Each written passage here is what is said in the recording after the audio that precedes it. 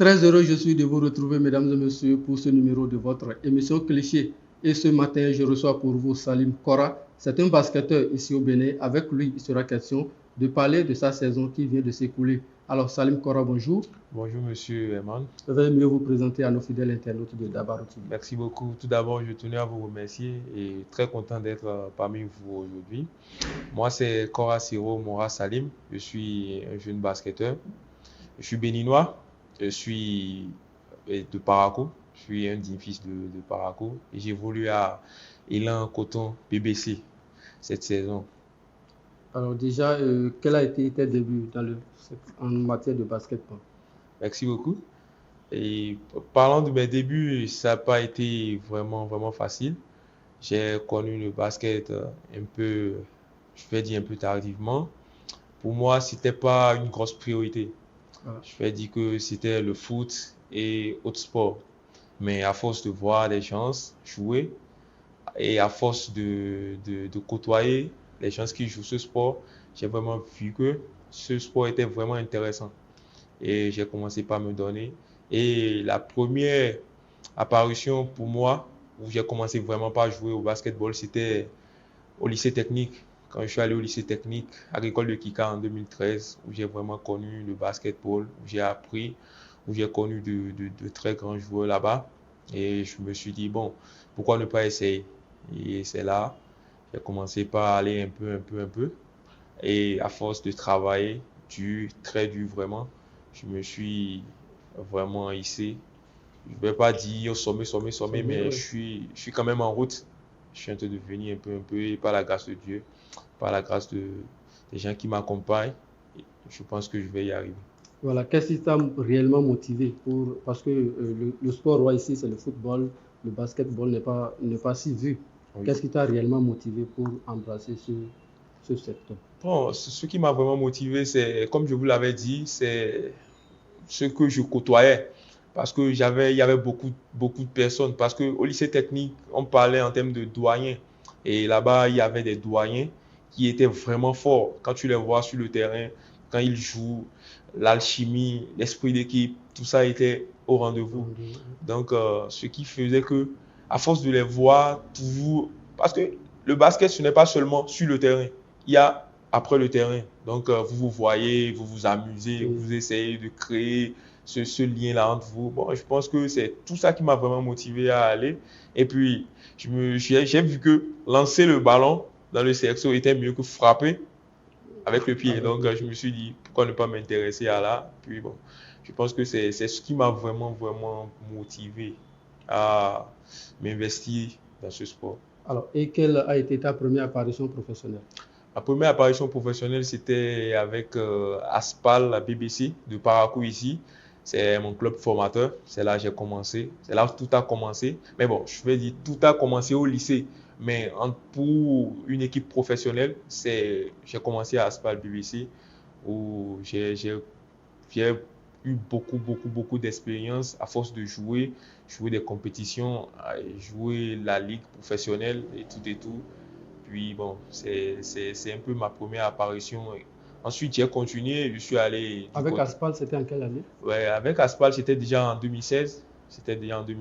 On a eu à jouer les championnats de 2016 parce que quand je suis venu, j'ai commencé par la catégorie jeune.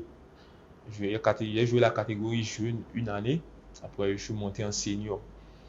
Et quand je suis allé en senior, j'ai commencé en 2017-2018 le championnat. On avait d'abord joué par zone. On était sorti champion du district de Borgou. Après ça, on est parti affronter les grandes équipes telles que Aspac, Elan, Renaissance, qui étaient des équipes du côté de Cotonou là-bas. Oui, du sud là-bas. Donc, c'est un peu cela. Ça a donné. Et en ce temps, quelle était la différence? Parce qu'au sud, le basket est plus développé. Oui, la différence était surtout au niveau des moyens que les équipes mettaient à portée des joueurs. Parce que la réalité au sud et la réalité au nord, ce n'est pas du tout la même. Parce que je pense que du côté du sud, il y a beaucoup plus d'investisseurs, il y a beaucoup plus disons, d'argent. Même si c'est vrai que ce n'est pas encore le top top, parce qu'on est en train progressivement de venir là. Je pense que là-bas, c'est quand même mieux parce que déjà, on entendait déjà Aspac, Renaissance, où on savait que déjà des joueurs étaient payés, même si c'était un peu, ça pouvait les aider Ils à, prenaient quelque chose comme ça. voilà, ça pouvait les aider à prendre un peu certains trucs, à se prendre en charge, à prendre les équipements, à se vêtir, à manger, faire tout ça. Donc, c'est un peu ça. Mais de ce côté ici, c'est vrai que actuellement, le basketball a évolué. Actuellement, il y a des équipes ici, c'est vrai, où il y a ça, il y a l'accompagnement, mais ce n'est pas vraiment ça. Mais j'espère vivement que les choses vont changer. Et puis, c'est en train de changer déjà. C'est en train de changer parce que la ligue est en train de devenir, la ligue est professionnelle, les équipes deviennent beaucoup plus fortes. Et quand une équipe est forte, il faut vraiment l'accompagnement qu'il faut pour cela. Et puis, je pense que c'est tout ça qui. Et après Aspal en 2016? Après Aspal en 2016, j'ai joué à Aspal 2016 jusqu'en 2023, jusqu'à l'année passée. J'étais toujours à Aspal. Et quand j'ai quitté Aspal, je suis allé à Aspac. Je suis allé à Aspac, le port autonome de Cotonou. L'équipe du port autonome de Cotonou, j'ai fait 6 mois là-bas. Donc, après Aspal, je suis allé à Aspac. Après Aspac, je suis allé à Elan. Je suis à Elan actuellement depuis l'août passé. Et avec eux, j'ai disputé le championnat cette saison, qui a été vraiment fructueux. Alors, avec Elan Coton BBC, vous avez été champion. Comment s'est déroulée la saison? Ah oui, parlons de la saison. La saison a été vraiment épique, avec des hauts et des bas. Parce que on a perdu certains matchs, on a gagné certains. Et vraiment, je pense que c'était rude. La compétition était rude parce que les équipes étaient bien préparées. Les équipes étaient préparées physiquement, mentalement. Tout, tout était là. Et puis, c'était vraiment bien. Et personnellement, moi, j'ai trouvé que c'était bien parce que j'ai su me donner. Et puis, collectivement aussi, ça allait. Parce que perdre un match, c'est vraiment dur. C'est vraiment dur, perdre un match. Mais je pense que on apprend dans la douleur, dans la défaite. Donc, avec mes coéquipiers, avec le coach, avec le staff, on a su se donner à fond. Comment ça s'est passé les matchs de play-off? Ouais, les matchs de play-off ont été vraiment durs. Est-ce que vous avez affronté les équipes de Parakou? Oui, nous avons affronté une équipe de Parakou qui est mon ancien club, Aspal BBC. J'ai croisé Aspal. J'ai revu certains de mes anciens coéquipiers. J'ai revu mon ancien coach. Et puis, c'était vraiment épique. C'était vraiment chaud. Et avant le match, c'était vraiment, oui, c'est mon ancien club. Ils vont pas te laisser. C'était l'occasion de tirer la balle. Ah ouais, j'ai eu l'occasion. Ça, on ne peut pas éviter cela. Au basket, on ne peut pas éviter qu'une personne puisse chuter. Donc, c'était intéressant de les revoir, de Est-ce jouer. que tu as pu célébrer le but après avoir marqué contre au basket, on parle de panier. Oui, j'ai eu à célébrer certains de mes paniers. Mais ce que j'ai vraiment célébré, c'est la victoire après le match. Après le match aller. Car quand on était venu en playoff, quand on a joué contre eux, c'était un match, le premier à 2 victoires. Donc, on les a croisés ici à Parakou. Ils sont revenus chez nous là-bas à domicile où on les a gagnés. Donc, je pense que c'est ce qui s'est passé. Vraiment, cette saison a été bien et ça a été couronné par le trophée qu'on a gagné. Voilà. Salim Kora est également membre de l'équipe nationale. Alors, dites-nous comment ça se passe là-bas également. Oui, à l'équipe nationale, c'est autre chose là-bas. À l'équipe nationale, c'est autre chose parce que tu travailles toute une saison, tu joues toute une saison et tu es évalué, tu es sélectionné en fonction de tes performances au cours de la saison. Et je pense qu'à l'équipe nationale, où il y a pratiquement les meilleurs basketteurs du pays, vraiment, la concurrence aussi est rude là-bas. N'importe qui n'y va pas. Oui, n'importe qui n'y va pas. La concurrence est rude. Et puis, tout le monde peut venir, mais tout le monde ne peut pas être sélectionné. Parce qu'il y aura des épreuves, il y aura des Avec épreuves. l'équipe nationale, quels sont les matchs que vous avez déjà eu à disputer? Oui, avec l'équipe nationale, on a eu à disputer beaucoup de matchs, on a eu à on a eu à faire beaucoup de sorties. La première sortie, c'était l'année passée pour l'Afro-CAN en Côte d'Ivoire. Côte d'Ivoire, on a joué contre la Côte d'Ivoire, contre le Nigeria, contre la Guinée. Et bon, les matchs là-bas ont été bien. Ça a été couronné par, on a gagné certains, on a perdu certains. Et l'avant-dernière sortie, c'était en Égypte. En Égypte, au Caire, en décembre passé, décembre 2023. On était parti jouer la Coupe d'Afrique de 3 contre 3. Et ça a été aussi bien là-bas. Je pense que à chaque fois qu'on sort, on apprend. À chaque fois qu'on sort, on apprend À vraiment. chaque fois quand vous sortez, quelle est la comparaison que vous faites entre nos réalités dans le basket et les réalités d'ailleurs? Oui, bon, les réalités d'ailleurs, je vais dire que ils ont beaucoup plus d'accompagnement. Ils ont beaucoup plus d'accompagnement, ils ont les moyens qu'il faut, ils ont les infrastructures qu'il faut, ils ont tout ce qu'il faut. Bon, je peux pas dire tout, mais la majeure partie de ce qu'il faut vraiment, je pense ils ont ça. Ils ont ça, ce qui fait que là-bas, ça se développe un peu plus vite que nous ici en Afrique. Nous ici en Afrique, donc les réalités sont pas vraiment les mêmes. Et je pense que on est dans un processus d'apprentissage et puis nous sommes en train de venir. On travaille beaucoup pour ça. On travaille beaucoup pour ça. Il y a les dirigeants devant nous qui travaillent beaucoup pour ça. Elle a déjà commencé par la fédération qui fait un très gros effort, qui fait d'énormes progrès dans ce sens pour pouvoir élever le niveau du basketball béninois. Et je pense que dans les années à venir, plus on va fournir d'efforts, nous allons y arriver. Je pense que et plus il y aura les moyens, plus il y aura les infrastructures qu'il faut. Je pense que on va y arriver. Voilà, on en revient. Quelle a été la dernière sortie avec l'équipe nationale? Merci. La dernière sortie, c'était tout juste en février, là, en Russie. Pour le 2 contre 2 dans le compte du Game of Future. Game of Future, c'était la dernière sortie. Et puis bon. Qu'est-ce que vous avez ramené? Vous avez ramené? Bon, on a ramené la joie. On a ramené la joie. On a fait rêver les basketteurs. On a fait rêver le peuple béninois parce que on a battu une équipe américaine là-bas. Et puis, une équipe américaine? Oui, on a battu une équipe américaine là-bas. Et puis, vraiment, les gens ici étaient vraiment fiers. Les gens étaient vraiment fiers, surtout nos dirigeants, nos amis étaient vraiment fiers parce que nous savons que les États-Unis d'Amérique, c'est pas une petite nation au basketball. C'est pas une petite nation au basketball. Donc, il y a tout ça. Et puis, bon, un peu ça. À l'équipe nationale, ça va. Il y a des amis à l'international. Il y a des gars ici avec qui on cause beaucoup. Comment faire pour faire évoluer le basketball dans notre pays.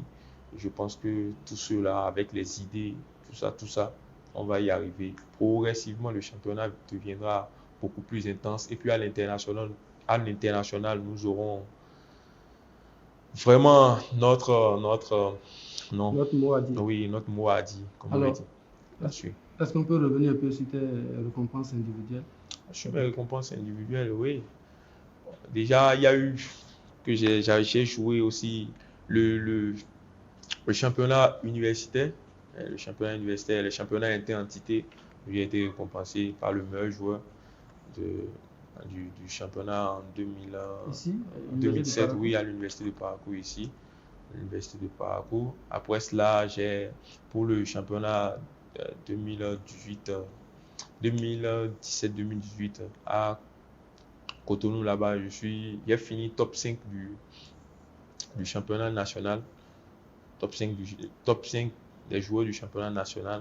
Et l'année passée aussi, la saison 2022-2023, où j'ai été aussi dans le top 5 du championnat. Je pense que ces récompenses sont intéressantes.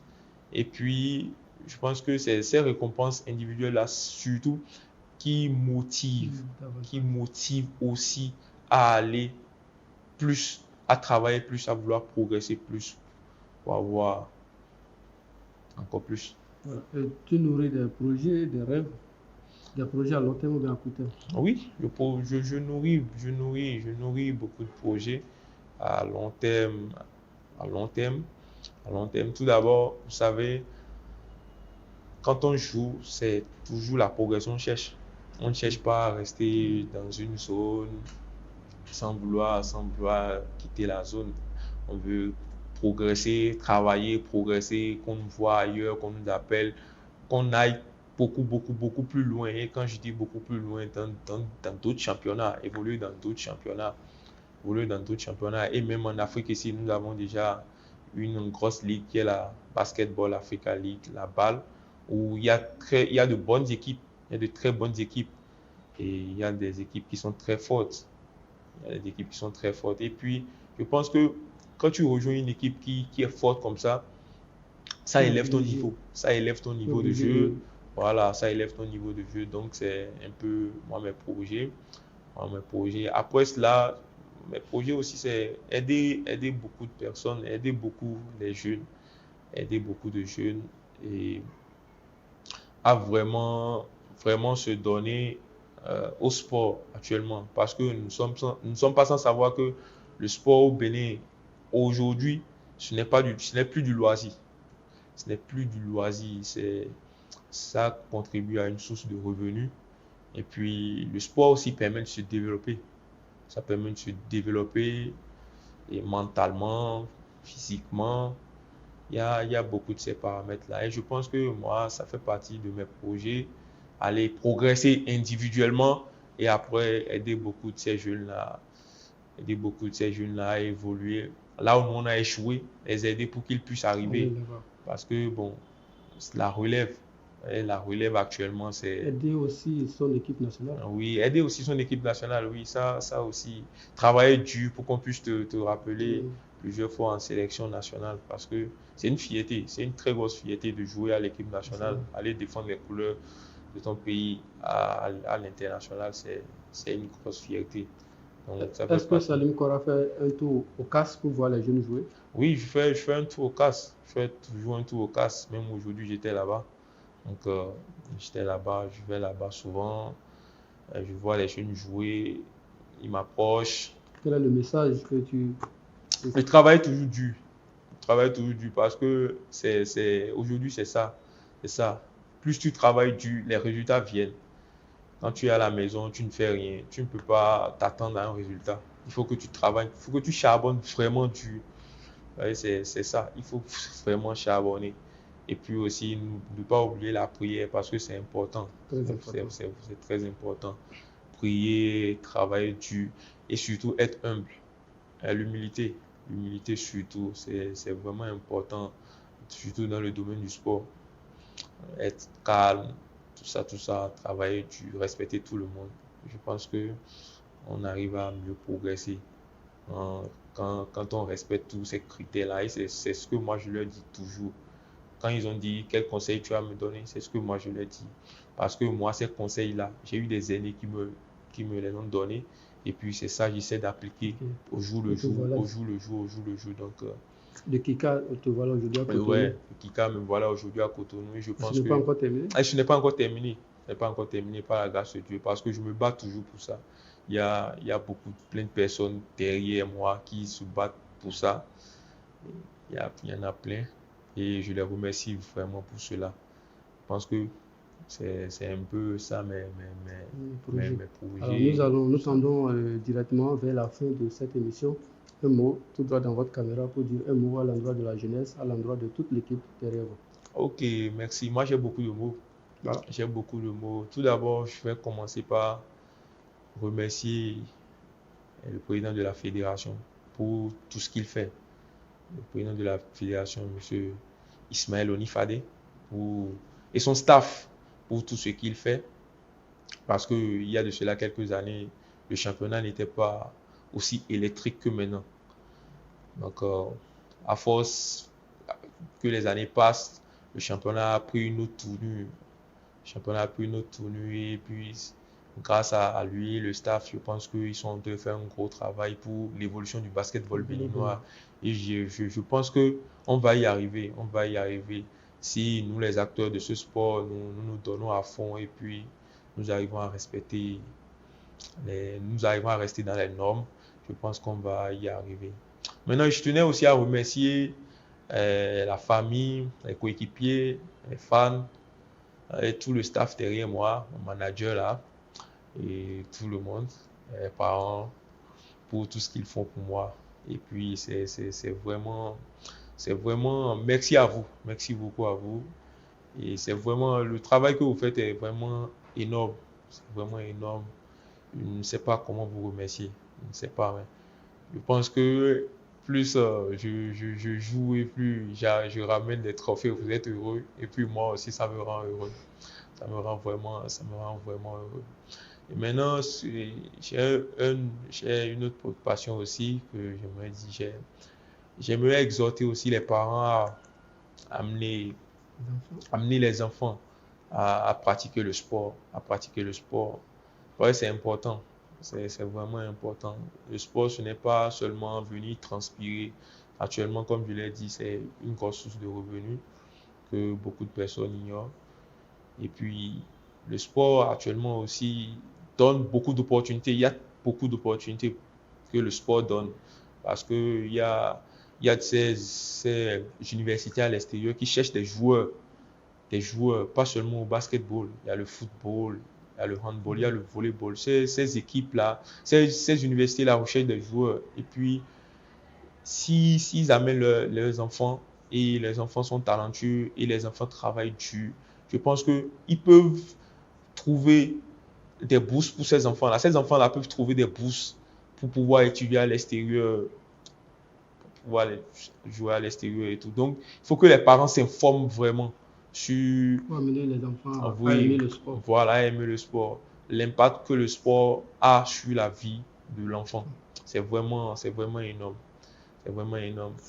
Et puis aussi, il y a qu'il faut dire aux enfants aussi de ne pas serrer un côté. Parce que le sport actuellement aussi, comme c'est une source de revenus, mais ne pas laisser les études. Parce qu'il y a l'après-carrière. L'après-carrière. Donc, il faut gérer, oui. Et puis les diplômes, je pense que les diplômes ne pourrissent pas.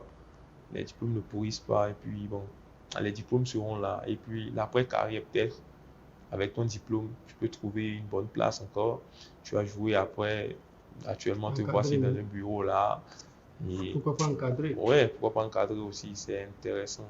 Et puis mon dernier point, c'est surtout sur exhorter les, les, les, les, les têtes, les dirigeants à accompagner l'effort de la fédération en nous donnant les infrastructures. Parce que c'est souvent des difficultés qu'on rencontre, le manque d'infrastructures adéquates. La fédération fait, certes, mais il faut aussi un accompagnement pour aider la fédération. Si on peut trouver des personnes pour dire, ouais, moi je vous donne un terrain, oui, voilà, je vous donne tel équipement. Je pense que ça va. Le terrain de basketball, c'est pas amusant. Oui, c'est pas amusant, mais je pense qu'il y a des personnes qui ont les moyens de le faire. Je pense qu'il y a des personnes qui ont les moyens pour le faire, pour le faire. Et puis bon, je vais revenir encore sur mon dernier point, mais ça c'est le dernier, c'est surtout revenu sur la formation à la base. La formation à la base, la formation, quand je dis la formation à la base, c'est au niveau des enfants. Parce que c'est eux la relève.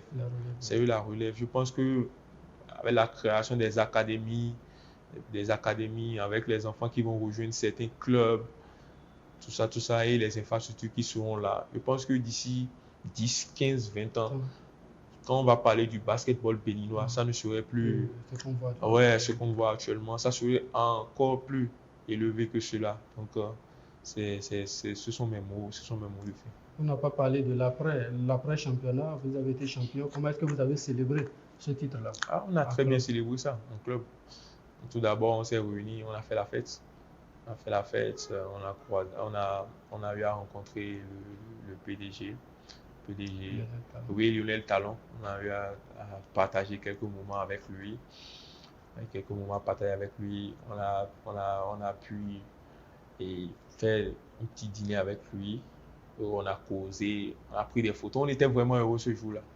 On était vraiment heureux. Je pense que c'était bien Et ces moments-là, c'est vraiment de très bons moments.